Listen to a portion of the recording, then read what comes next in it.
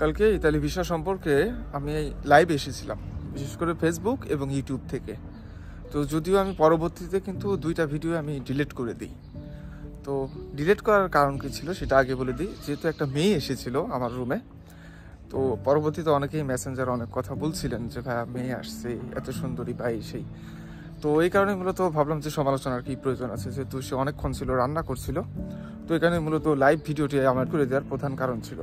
তো যাই হোক, কালকে যখন আমি লাইভে ছিলাম অনেকের কমেন্টের প্রশ্নের অ্যান্সার দেওয়ার চেষ্টা করেছি।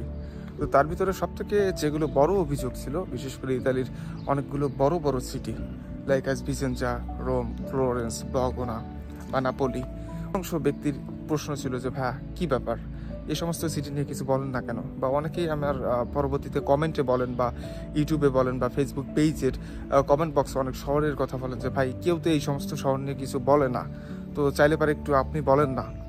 তো সত্যি বলতে শহর বা একটা এলাকা সবসময় নির্ভর করে মেইন সিটির উপরে। অর্থাৎ ফ্লোরেন্সে আমি উদাহরণস্বরূপ বলতে পারি যে মিলানের অনেকগুলো সিটি আছে, যেমন পাবিয়া আছে, লোদি আছে।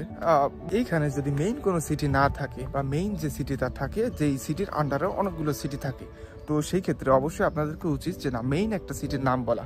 সাপোজ আমি উদাহরণস্বরূপ বললাম আর কি, যে আমাদের মিলানে কিন্তু লোদি আছে, পাবিয়া আছে, যেগুলো কিন্তু কোঠার অন্তর্ভুক্ত।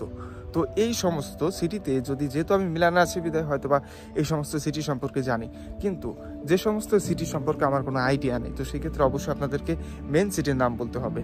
যে না ব্লগনার ভিতরে এই সিটি আছে বা নাপোলির ভিতরে এই সিটি অন্তর্ভুক্ত, তাহলে পরে হয়তো বা নিউজটা নেওয়া যায়।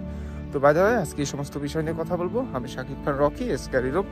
এই মুহূর্তে ইউটিউব এবং ফেসবুক পেজ থেকে যারা দেখছেন প্রত্যেককে স্বাগতম, এবং বরাবরই বলে দিচ্ছি যে আমার ফেসবুক পেজের লিঙ্ক সবসময় ডেসক্রিপশন বক্সে অথবা কমেন্টে সবসময় পিন করা। তো অবশ্যই ফেসবুকে যুক্ত হবেন এবং ফেসবুক পেজ থেকে যদি ভিডিওটি ভালো লাগে শেয়ার করতে ভুলবেন না।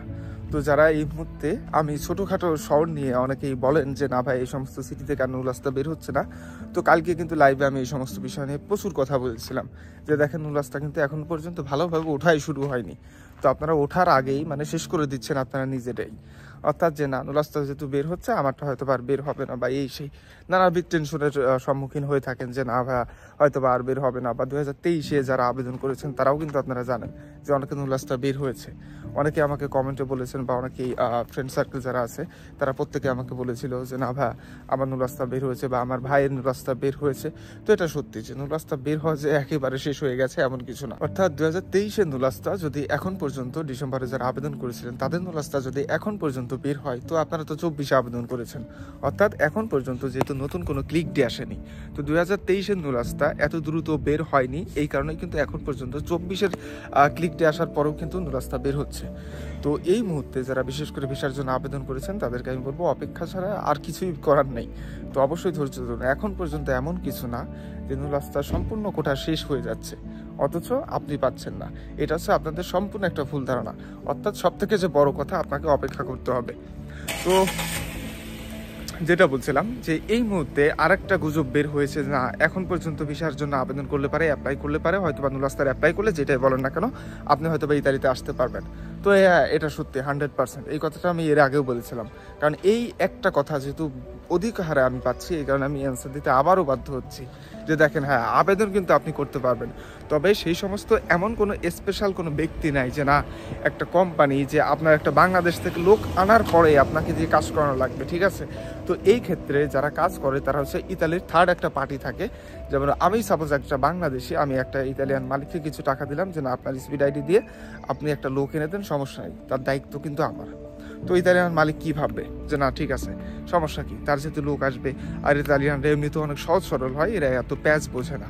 তো এইখানে হচ্ছে সব থেকে বড় একটা ভুল করেন আপনারা, যে না এখন যদি আপনারা ভাবেন যে না নুলাস্তা বা ভিসার জন্য যেটাই বলেন না কেন আবেদন করবেন এবং সেই আবেদনের পর আপনি ইতালিতে আসতে পারবেন।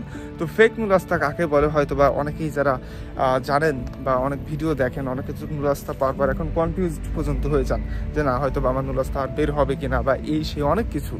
তো দয়া করে এই মুহূর্তে কেউ ভিসার জন্য অ্যাপ্লাই করেন না বা নুলাস্তার জন্য অ্যাপ্লাই করেন না, তাহলে পরে কিন্তু শুধুমাত্র স্বপ্নে ইতালি আসা যাবে। তাই দয়া করে যারা আছেন, আমি সবাইকে সতর্ক করার জন্য বলছি যে নতুন ক্লিক ডে ছাড়া কখনোই এই মুহূর্তে কারো কাছে টাকা দিবেন না। আর যদি টাকা দিয়ে থাকেন, আমার মনে হয় না যে ইতালিতে এই মুহূর্তে এমন সে স্পেশাল কোনো ব্যক্তি হবে না যে না আপনার নুলাস্তার ক্লিক ডের পরেও, কোঠার অন্তর্ভুক্ত না হওয়ার পরেও আপনার এখন অ্যাপ্লাই করলে পারে সেই স্পেশাল ক্যাটাগরিতে আপনাকে এনে দেবে। তো বি কেয়ারফুল। আমার কথা একটাই যে সমস্যা নাই, এত ধৈর্য হারা হবেন না, অবশ্যই অপেক্ষা করতে হবে যারা নতুন করে আবেদন করবেন এবং আবেদন করেছিলেন এখন পর্যন্ত নুলাস্তা বের হয়নি। তো ধন্যবাদ, ভালো থাকবেন, দেখা হবে নতুন কোনো ভিডিওতে।